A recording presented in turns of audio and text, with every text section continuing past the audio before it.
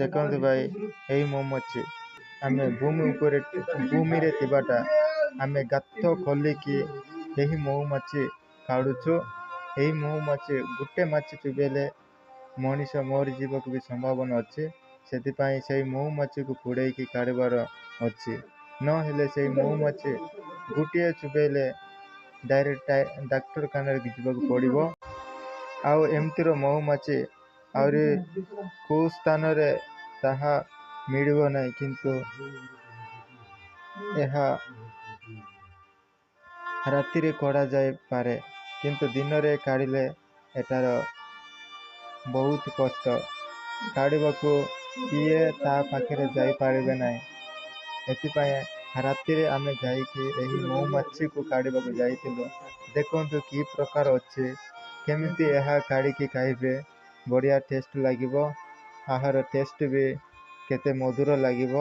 ଦେଖନ୍ତୁ କେମିତି ଆମେ କେତେଜଣ ଯାଇକି କାଢ଼ୁଥିଲୁ। ଏହି ମହୁମାଛି କାଢ଼ିବାକୁ ଆମେ ଗୋଟେ 4 ଜଣ ସେମିତି ଯାଇଥିଲୁ ରାତିରେ। ଏହା ନିଆଁ ପୁଡ଼େଇକି କାଢ଼ିବାର ଅଛି। ଦେଖନ୍ତୁ ଭିତରେ କେମିତି ଅଛି, କି ପ୍ରକାର ଅଛି, କାଢ଼ିକି ଆମେ ଦେଖାଇବୁ।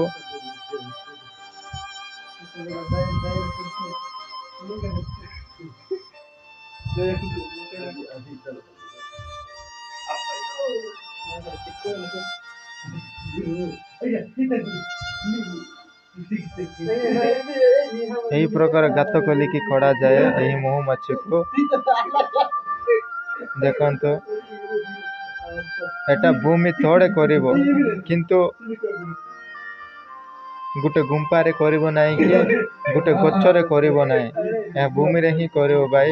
ସମସ୍ତେ ଦେଖନ୍ତୁ କି ପ୍ରକାର ଅଛି। ଏହାକୁ କୁବିର କୁହାଯାଏ।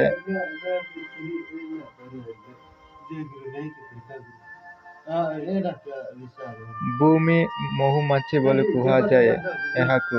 ଦେଖନ୍ତୁ କି ପ୍ରକାର ଅଛି। ଏହାକୁ ରାନ୍ଧିକି ଖାଇଲେ କି ପ୍ରକାର ଟେଷ୍ଟ ଥିବ। ଆପଣ ଯେଉଁ ଜାଗାରେ ଦେଖିଥିଲେ ବି ଏହି ମହୁମାଛି କାଢ଼ିକି ଖାଆନ୍ତୁ, କିନ୍ତୁ ରାତିରେ କାଢ଼ିବାର ଅଛି, କିନ୍ତୁ ଦିନରେ କାଢ଼ିବାକୁ ହେବ ନାହିଁ। ଭାଇ ଏହା ଯେଉଁ ଜାଗାରେ ଥିଲେ ବି କାଢ଼ନ୍ତୁ, କାହିଁକିନା ଏଟା ଖାଇବାଟା ଏଟା ଗୋଟେ ମେଡ଼ିସିନ କରିଥିବ। ଆହାର ପୋକ ହଉ ନା ଆହାର ମାଛି ହଉ, ଯେଉଁଟା ଆମେ ରାନ୍ଧିକି ଖାଇବୁ ତାହାର ଗୋଟେ ମେଡ଼ିସିନ କରିଥିବ। କିନ୍ତୁ ଏହି ଗୋଟିଏ ମାଛି ଚୁବେଇଲେ ଆମର ଆହୁରି ବିଷ ପରି ଏହାର ହୋଇପାରେ। ସେଥିପାଇଁ ଗୋଟେ ମାଛି ବି ନ ଚୁବେଇଲା ପରି କାଢ଼ିବାର ଅଛି। ଦେଖନ୍ତୁ କି ପ୍ରକାର ଅଛି, କି ପ୍ରକାର ବାନ୍ଧିବେ, କି ପ୍ରକାର ଏହି ମହୁମାଛି ଇଏ କରିବେ। ଦେଖନ୍ତୁ ଏହି ଭିଡ଼ିଓରେ ସମ୍ପୂର୍ଣ୍ଣ ଭାବରେ ଦେଖିକି ଜାଣନ୍ତୁ। କେବେ ଦେଖିଲେ ଏହି ମାଛିକି କାଢ଼ିକି ଖାଆନ୍ତୁ, କାହିଁକିନା ଏଟା ବହୁତ ମୁସ୍କିଲ, କେଉଁଠି ମିଳିବ ନାହିଁ।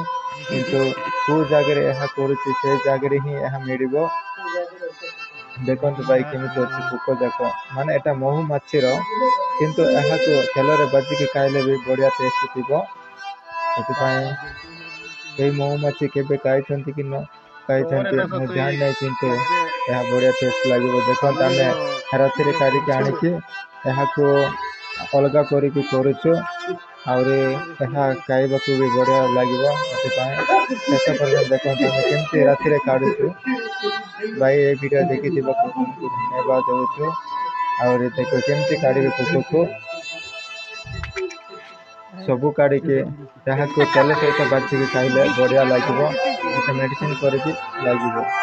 ଏଠି ଦେଖିଲେ ବି କାଢ଼ିକି ଖାଆନ୍ତୁ ଭାଇ। ଧନ୍ୟବାଦ। ଏ ଭିଡ଼ିଓ ଦେଖିବାକୁ ଲାଇକ୍ କର, ସେୟାର କର, ସବସ୍କ୍ରାଇବ୍ କର। ଆହୁରି ଅନେକ ଭିଡ଼ିଓ ଦେଖିବାକୁ ହେଲେ ବେଲ୍ ଆଇକନ୍କୁ କ୍ଲିକ୍ କରନ୍ତୁ। ଆହୁରି ଆଗରେ ଆମେ କରୁଥିବା ଭିଡ଼ିଓ ତୁମ ପାଖରେ ପହଞ୍ଚାଯିବ। ଥ୍ୟାଙ୍କ ୟୁ ଭାଇ ଦେଖିଥିବାକୁ। Thank you for watching video.